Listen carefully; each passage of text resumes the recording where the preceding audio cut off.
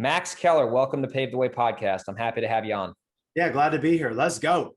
Absolutely, man. So for the listeners who are not familiar with you, before we get into your business, and I know we have a couple great things we're going to talk about that we discussed offline, can you give me and the listeners a little bit about your background and what you did before you kind of got into the game, as they say? Yeah, I was a math teacher. So I taught algebra at a Title I school. I love my job. There are a lot of people who get into real estate. It's because they hate their job. Mine was the opposite. I love my job. It was super fulfilling. I was coaching. I was teaching algebra. I loved the people that I was working with. The only downside was teaching don't really pay that much, and I wanted to make No. more income. So, I had kind of unusual path. Like I said, I didn't want to go full time when I started. I was just going to keep teaching and just get a couple of rentals a year. That was my mindset. That way, because you work for somebody else, your pay's kind of locked in. My salary was on a website. So, I knew how much I was going to make 20 years from now. So I needed to do more. I've got a big family and they were, growing up. And so I just want to get a couple of rentals. And then when I started learning how to do real estate, I found that not only could I dramatically, increase my long-term cash flow, but I could also increase my active income. So I went full time, and I've been doing it 5 years, and it's been amazing. It's changed my life. I've done about 130 deals at the point of this recording, and I'm still doing deals. And then I do some marketing stuff too. I found kind of a unique way to market for motivated sellers. I'd love to come on your show and say, oh, I had it all planned out. I knew all this was going to happen, but I didn't. Sometimes the biggest challenges that you're facing, you come out the other side and it's a huge opportunity. And that's exactly what happened to me. And that's what we can dive into today, so your listeners can kind of replicate it and implement it in their markets. I love that. And I could talk about marketing for 12 hours straight. So I love the fact that that's kind of what your niche was and what your niche is now. Yeah. So I'd love to kind of get right into that, man. Cause I think, a lot of investors, and this is a big, before we continue, I see a lot of people struggle, and it's because they don't study and understand the principles of marketing. They want to just own a business that runs on itself, on its own, apparently, but they don't know a thing about direct marketing. Right. And I'm like, man, you're barking up the wrong tree. You got to know your freaking numbers. You got to know how to do direct marketing, and you got to become amazing at it, or else you're going to be struggling consistently. I agree. Yeah. So what happened for me is I go full time in my job. I go full time and leave my job teaching. I'm going real estate. And in 2017, although I was on track to close probably about 30 deals that year, and I was doing all fix and flip at the time, I just felt like I was only as good as my next deal. And if I didn't have, a lot of leads, I wouldn't have any deals, I wouldn't have a business. And literally, the problem was, every single motivated seller that I was reaching out to was getting the same message from everybody else. Usually those folks had way bigger budgets. And so I wanted to stand out. I didn't want to just be another investor in the stack of mail. I literally felt like I was going to people's houses and they were getting the same pitch from everybody. And, Greg, it was an absolute grind. And so what I did is I was like, okay, it's a numbers game. So I just got to do it. So when the marketing return on ad spend started going down and it wasn't as good, I just started doing more of it. And I was like, okay, hold on, I need a total reset. And what I did is I looked back at my previous deals. I was probably up to like deal 40 or 50 at that point. And I was like, what are the things that I want for like a good deal? And there was really 3 criteria. One is I wanted to make a good profit on a deal. I didn't want to work skinny deals because they take about the same amount of time as larger profit So deals. true. You know what I mean? So I was like, I'm not worried about going to the mastermind and beating my chest how many deals I'm getting. I'd rather just do fewer deals that had a bigger margin. Not everybody's like that. I'm just Story saying. of my life, Max. That's the story of my life. I've been preaching that for like 4 years, and everyone still thinks I'm crazy. Cool. Like, oh, you don't do 10 deals a month? I'm like, no, and I don't want to. Cool. Okay, then this is a safe place. So Yeah. I wanted to work with people who didn't resist my offer. I felt like my offer was shopped around, and I didn't like that. And I wanted to have fun. I didn't want to work with a motivated seller that was like yelling and screaming at me. I wanted to work with people who actually wanted me to be there. Just like when I was teaching, I was adding value to the students' lives. I wanted to do the same thing on the motivated seller side. And kind of 2 things happened. So one is that most of my deals didn't meet all 3 of the criteria, but the ones that did, they were all like, it was really easy to see the pattern. You don't have to be a math teacher. And they were seniors. And what I found is like these seniors, a lot of them didn't come from my traditional marketing. They kind of came to me by accident. They came by referral. a lot of these folks actually weren't on any of the lists that I was marketing to. They weren't behind on their mortgage. A lot of them didn't even have a mortgage. I also noticed, like, when I was buying seniors homes, that these were people I just felt really comfortable around, but their houses were fine. They just hadn't been updated in a long time. Yes, my favorite properties. Yeah. So for me, I also noticed that, and this is Dallas Fort Worth, it's a competitive market like a lot of them. Oh yeah. And I noticed that a lot of times I would make an offer and my offer wasn't the highest, but they chose me anyways, which, some of the other sellers, that wasn't necessarily the case. And so here's what I did. It's not very scientific, but anybody listening can try this. Because really our best data is from the people we've already done business with. And so I just called up a seller that I had bought their house from like about 6 months previous. And I was like, hey, you remember me? They're like, yeah. Like, I think you said at the time that you got an offer from another investor for like 10 grand more. Just curious, like, why did you pick me? And, they said the number one reason is because they trusted me. They didn't feel pressured. I wasn't dogging on their house all the time. And I gave them options that didn't even point to me. And so they just felt like I was really being like, that objective, credible, person with them. And so I was like, okay, this kind of makes sense. Being a teacher, that's my style. And then, my grandma took care of me growing up. And then when I got to be about 15, I started taking care of her until she passed away. So I took care of her for like 15 years. So I've always been around seniors. Like, if you look at my pictures growing up, like at my birthday parties, it was like my grandma's friends were there and my friends too. But that was just sort of like my normal life. So, when I go over to these seniors' houses, my grandma had already passed away by this point, but I felt like I was like with, like making an offer to her, and I was kind of her, like, a person that kept her from all the predatory people. But a lot of seniors don't have anybody like that. And so here's what I did. I started to notice these patterns. Like, the seniors, they hadn't sold their house in a long time. And so they really were like starting from a blank slate when it came to, like knowing about what to do with their house. And I would say the seniors, they are slow to trust, but when they do, they're very loyal. They're not going to price you, they're not going to leave for $100. You know what I'm saying? So true. So I'll just tell you what I did. This is like the big discovery is I'm going to these seniors' houses. I'm in the living rooms answering the questions. I got one other person in my office helping me buy homes. And it was and I was learning about what they were interested in. I was seeing a lot of them didn't have an attorney, they don't have a CPA. Because really the people I'm buying from, they own their home, but not a lot of other stuff. And so they need a lot of help. Sometimes their kids are helping them. Sometimes the kids are moochers. And so I was like sort of navigating that process with them. And one of the sellers I bought the house from, it was actually the son. He said, hey, you've helped our family out a ton. I actually helped the dad move into an assisted living facility and just gave like a referral. And they said, you should write a book about this. And, I'm dyslexic. And until I got into real estate, I actually read 7 books like my entire life, because I didn't know I had dyslexia, and it's really hard to read when you do, but I don't make excuses. I found out about it. I got some help, I got with the specialist, and now I read a lot. And now apparently I write books. So I thought about it and I was like, no, like, I'm a house buyer. I'm not a book writer. Not an author. Yeah. I was like, I don't know anything about this. So, but then I thought about it. I was like, I'd already kind of started to be established in the areas, like the guy who knew a lot about senior housing.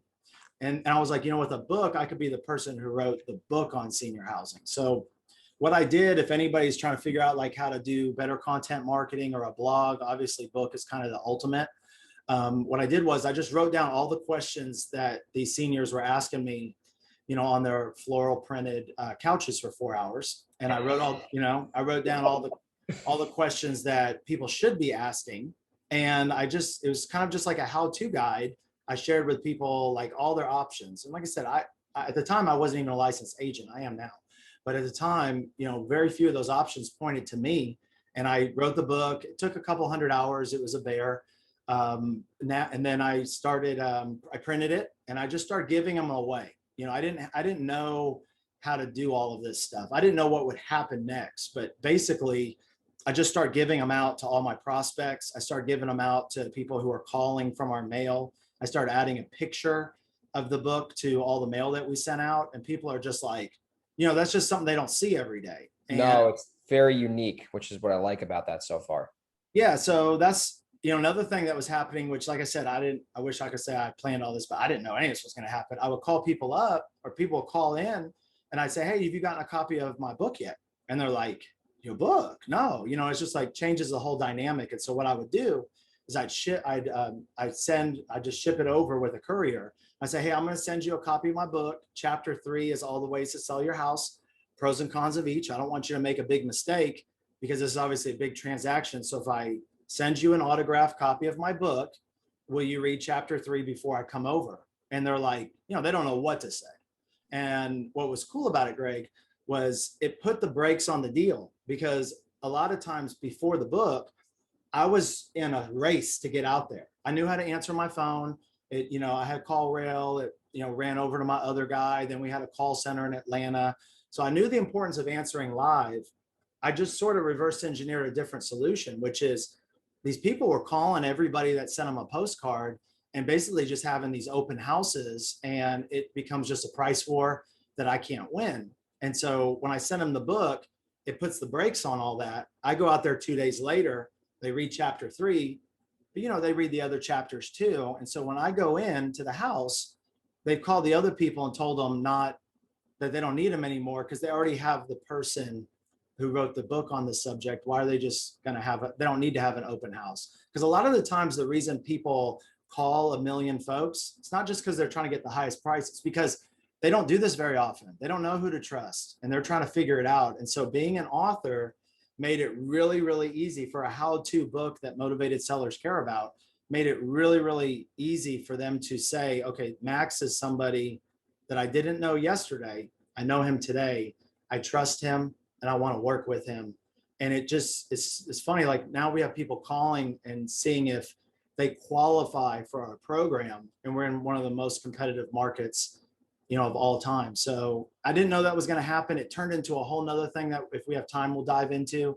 I let my friends in my mastermind start using the book, because they were like, hey, they saw what I was doing. Investors are smart. I mean, they're good copiers. They're good copiers. Yeah. But they don't want to write a book. And no. So my friend Dewey, he's on my EXP team, and he just got Icon. So I'm real proud of him. So he said, hey, I'm buying houses in Lakeland, Florida. You're not buying houses there. Can I use your book? And so we figured out a way to basically just, with about an hour input from the investor, we put them into the book. We changed just like 5% of it.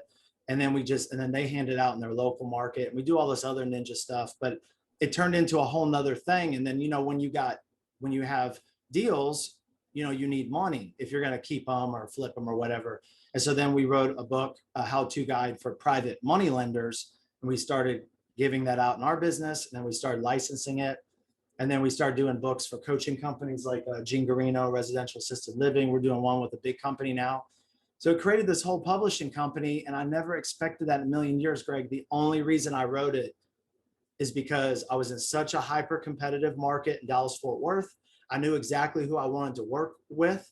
I knew how to reach them, but I just didn't have a way to translate that I'm offering a totally different level of value and experience that, by the way, not everybody wants to pay for. People who work with me know that they're not getting the highest price, but there's always, if you think there's a segment of people who sell cash versus listing, there's also a segment that sell cash that want a trusted guide to walk them through it. And that peace of mind is more important than price. And so that's the folks that we work with, and we have a damn near monopoly on them. That's amazing, man. And the biggest takeaway that I got from you explaining that, which you did a tremendous job doing, is that at the end of the day, I learned this from Dan Kennedy. You got to shift the way that you market so you become a welcome guest, not an annoying pest. And our business, and I'm saying our business as in the real estate, I'm going to buy your house business, no matter what you're doing, right? Text messaging, cold calling, RVMs. And listen, they work. I've made a fortune from those, but you mentioned something earlier. The resistance is where the business feels like a hamster wheel, and every transaction seems like you're squeezing water out of a stone. So just the fact that you were able to make your business become magnetic versus you got to take my offer, highest and best, close in 10 days. You were there and you're an advisor. You're not a house buyer. You're a problem solver. You're an advisor. You're a consultant who happens to buy houses sometimes. And I'm sure you're obviously winning deals over the other guys, but the sellers, like you said, don't give a damn. They love you, want you, from a business perspective, and they know that they are telling you the value that they see in your offer versus you telling them the value they should get by your offer. Does that make sense? 100%. The transactional, you can buy deals transactional or relational. One isn't better or other, but I think everybody has a certain style. And the transactional is just how it sounds. It's a numbers game. It's a little bit bigger, volume. You're sending out a lot more stuff to get somebody back, but you can still get a great ROI. There's nothing wrong with it. It's just like, for me, is like, I didn't change, like I've always liked to help people. I've always been like this. I just couldn't figure out a way to get it into my marketing. People looked at me. I used to call churches to try to do these like educational workshops because I was already doing them with like Dave Ramsey Financial Peace University. I went through that when I was a teacher because I didn't really know about money that well. And then I started volunteering and teaching the class. And when I taught the class, kind of my eyes opened up because I saw people who are struggling financially. It's all incomes. It's a wide scope. And I noticed that when I'm at masterminds and stuff, we're making good income. We've got a lot of people to help us. But folks who are just, retired bus drivers, they own their house, not a lot of other stuff. And they don't have all these people that they can help, get help with. And if they went to like a Financial Peace University, it doesn't really talk about housing stuff. So I basically tried to create like a Financial Peace University, but for the housing game. And when I go call these churches up, they say, well, what do you do? And I'm like, well, I do house buying and stuff. And they're thinking bandit signs. They're like, no, we don't want that guy. Because like you said, the reputation isn't as good. But when I start sending the same church a copy of my book and I say I'm a local author and I want to do an educational workshop, for your audience, they're like, come on in. They print out thousands of flyers. They do all the marketing. It's like, and I didn't change. And when I was doing the direct mail the way it is, it works. I was getting 2% return, response rate, and then 1%, then 0.5%, but yeah, but it's like, it's just what you said. When I go to the house, they like me, but you got to get to the house if you're doing it, relational. And I was like, okay, what can I do to just reverse engineer all of the challenges that I'm facing? And I just found you don't have to work with everybody. You can stay in your lane. And I haven't told that many people about this. It's just happening. We're about to launch it, but we're actually creating a national certification called Certified Housing Educator Program. Because what's actually happening, Greg, and a lot of people aren't talking about it, but I know you are, and people who watch your show are very sophisticated. But in 2 minutes, let me tell you the real story. The real story is not everybody's talking about foreclosures. Everybody's talking about days on market. Guys, that's not the real story.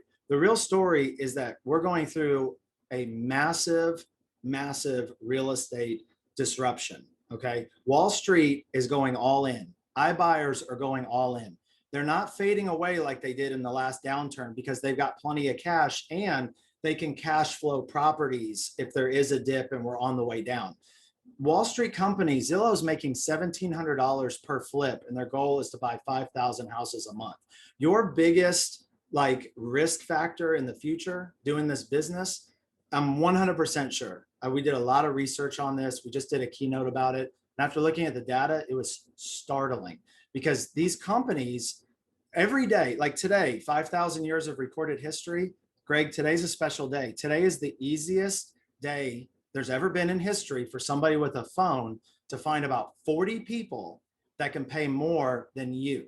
And so unless you're going to make 1,700 a flip like Zillow, you got to come up with a new strategy. This has already happened. It happened in financial services 20 years ago. Financial services, if you watch the movie Wall Street, Charlie Sheen, okay, it used to be about stockbrokers. That was transactional deals. And then the online world came in around the time I went to college at UT Austin, and stockbrokers were getting pushed out by the online portals. Now people don't process as many trades. It's technology. But the people who are still in the financial services game pivoted from a transactional stockbroker to a financial advisor. What we've figured out, and this is what's the most important thing for your audience, what we've figured out is how to do the exact same thing in the home buying business, how to position and change the positioning from the transactional dime a dozen house buyer to the trusted advisor. And we use different mechanisms to do that because that's how we see things going. We see Wall Street getting more aggressive on single family rentals and buying properties and expanding.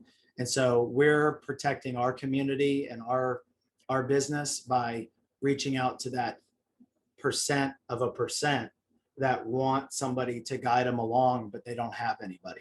Does that make sense? That makes a tremendous amount of sense. And you're definitely ahead of the curve in that direction. Cause I've seen, I've been doing this similar like you about 5 years now. And the market just keeps getting tighter. I mean, I think, we get better as entrepreneurs, but at the end of the day, the market's getting more competitive, and it's way harder now to do a deal than it was back when I got started in 15 by a long shot. It's easier to sell the deals, but it's harder to buy the deals. So you have to get better. You have to get better. You have to get better at marketing. You have to get better at selling. You got to get better at knowing your numbers. And I think what you're providing the market is absolutely invaluable. So can you just share a little bit about what does that look like? Let's pretend they're like, oh, this is the best thing since sliced bread. How do they get involved? Like what is it? What is the program look like if they want to say, you know what, I'm tired of being the guy highest and best at the auction. I want to be a magnetic, I want to attract prospects. And I don't want to be this guy, calling the seller 10 times a day, trying to, sound like a used car salesman. Exactly. Okay. Yeah. Great question. And I want to just mention, I'm a big Dan Kennedy fan too. And actually where I got the idea for this business, when I got the award and got to get it presented by Robert Kiyosaki, all these amazing things that have happened, it all came from a Dan Kennedy book. It's called Book the Business. Most people haven't read it. And in that book, he says, most people think the way to make money with a book is to sell it. And the only people who make money selling a book are already well-known and famous. The number one way to make money with a book is to get more customers. And we're in a high margin industry. So when I read his book, that's where I figured it out. People who come to us, it's an application process. It's very simple. They just have to decide. They go to our website. I'll give you the address at the end, and they have to decide if they want more deals or if they want to attract more dollars. We have a licensed book for each one. They kind of watch and see what it is. And then we have an application link. And then we just get on an informational call, see if it's a good fit. If it is for both of us, then we get you onboarded, and basically within 30 days and about an hour or two of work, you can be in a book and be handing it out. We give you some copies of the book. You get to order them wholesale. And then we also give you a digital book. So if you're doing text message marketing, instead of just saying, hey, are you interested in selling your house? When somebody says yes, you can say, have you gotten a copy of our newest book? You send the book link, and it just changes the dynamic when you have it. So that's for people who are experienced. We have a couple different options. For people who are newer, our new program, our Certified Housing Educator program, it comes with a full implementation course. And so we've created one book for our whole community. It doesn't have your face on it. It's the one for our whole platform, but it still has a ton of value. It's a workbook that you can fill out with the seller. And you say, hey, I'm a certified housing educator. You can put that on your card, and you give them the workbook. And so for people who want to just do the most affordable option, we have a course and a workbook that goes with that. And then for people who want their face on the book, we have that option too. And yeah, it's really easy for our investors. We have like over 100 people who've been in our community. I mean, a lot of people, a lot of really well-known people. It's all on our website. We have like 1,000 testimonials. So it's already been proven. I've been using it myself for like 3 years. And if I don't really know why anybody wouldn't do it, because like I said, our deals are super valuable. And there's sort of like this infatuation with leads, and leads is important.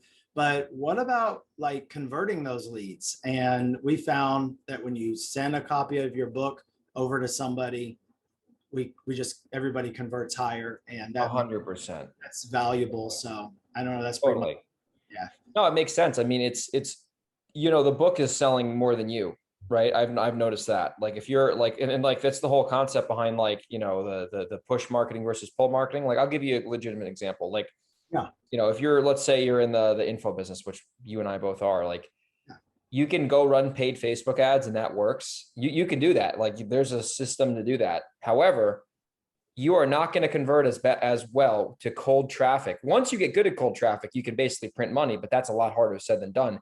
But if you go on podcasts, if you have YouTube videos, if you have a book, if you're doing guest interviews, you're building that relationship with the audience. So if and when they're ready to do business with you, they already know, like, and trust you. And it's a lot easier to solve a problem when they already know who you are and what you're about, versus some random guy on Facebook saying, like, download my free guide, and you've never known him from Adam. And then, so it's a whole different approach. I think I believe in it 100%. And like you said, the book, your business book, I mean, it's funny. Some of these people, like, I'll give you another example. I was talking about this with the guy named Chris Arnold, who runs a mastermind called the Multipliers. I'm a member of, and we were talking, and we were just chatting on the way to dinner the other night. And he's like, yeah, he actually is from Dallas. He's in Dallas, Chris Arnold, or he's in Mexico, but he's from Dallas. But anyway, I was like, yeah, man, this whole, like, celebrity approach thing is crazy, because he has a podcast. It's called the Wholesaling Inc. Show. And he said he has had people who don't even know him. They listen to his podcast. They get on a call with him about something, and they're, like, blown away that they're talking to the guy who has a podcast. So you have that platform to build the credibility. And in this case, it's a book. The seller is like, oh my gosh, this guy wrote the book. He's already a problem solver. And I've just seen it. It's so much easier to solve problems at the end of the day, because the book is doing a lot of the heavy lifting versus you having a good mouth. I call it my salesperson that I don't have to pay any commission to, that always gets the message right. They never call in sick. And what's cool, Greg, is, like, I used to put out a lot of bandit signs, and then I have a team do it. And now I have bandit signs, but instead of them being on the road making people angry, they're in people's living rooms. They're on the coffee table competing with all of the other autographed books from discount home buyers, which there's zip unless they're in my membership. And so it's really just been a total blue ocean. And, somebody comes and does the texting or does the door knocking or whatever. It's almost like my little book it's a physical anchor in their living rooms. And it's sort of like whispers to them, hey, Margaret, you don't have to answer the door. You don't have to respond to that text, because whenever you're ready to sell the house, I'm here for you. And it's a totally different approach. But here's the bottom line, Greg. If you're full of crap or shit, I don't know how your show works. You can say whatever you want. People will pick up on it. 100%. Authenticity is the most important thing there is, because our subconscious mind is processing 95% of the whole deal. And people get a feeling about people. People get a feeling about what your true intention is. So if your true intention is to try to help that person on the other side of the table and make money for yourself, because they want you to make money too. 100%. But if that's your true intention, people will feel that. They will pick up on it. All we've done is just figured out a way to accelerate them getting to know about you and trusting you faster. 100%. I think it's phenomenal. I think you're doing a great service for everyone, and including the homeowners, the customers you work with. And it makes so much sense, and it just makes everything more effective and more productive and solves problems in a more efficient way. And I think it's phenomenal. So Max, if people wanted to get into your world, what would be the best way? And by the way, I appreciate you coming on the guest of the show. I mean, we could talk for hours, but I want to definitely respect your time. Sure. What is the best way for people to get plugged into what you have going on? Reach out to you. And I know you have something special for our listeners here. So and I want you to also chat about that. Yeah, we'll just have, one link, because it just makes it simpler. So I have a new book out, which is called the Real Estate Investor Book Writing Checklist. So it's essentially like all the things, it's the framework that we use to write all of our books now. And we're doing one for a big coaching company. And, we do a lot of these now. And, I've learned from all the experts that are on my team. And so what I've done is I've taken that framework, I've made it really, really simple to follow. And so if you're thinking about writing a book, or you want to blog more for SEO purposes, or you're just trying to do better content marketing, this book will show you just like the main things that you want to do in your structure for writing anything well. That's how to, that explains and solves people's problems. So to get that, and we normally charge for the book, but I'm going to give your members a copy of it for free. So here's how they can get it. They just go to dealschasingU.com /Greg. Perfect. REG. And then they just click on that. They can get a copy of it. And then they can just kind of look around on the website. We have a testimonial page of people that, they probably know that are in our system. We have a course page for the certified housing educator stuff. And then we have a couple of training sessions that are free for the motivated seller book and for the private lending book. So between everything's on the website and all the contact info's there. So it's really easy for us to, help if that's what they want to do. And we love answering questions. So we're just here for your community, and any way that we can help, just, reach out, and we'll just, answer your info, get you whatever you need, and just kind of go from there. Awesome. Max, man, it was a pleasure having you on the show today, man. You're a great guy. Hopefully we can connect soon at an Investor Fuel event. And I'll make sure that we have the link there, dealschasingU.com /Greg in the show notes. I'm sure some people will take you up on that offer. And I hope you have a great rest of your afternoon, man. It was a pleasure having you on the podcast today. Yeah, it was an absolute honor to be with you and your audience. And yeah, just commend everybody for listening to your show, investing in themselves. And, we'll be back soon for an update. So signing off. Thanks, everybody. Awesome. Thanks, Max.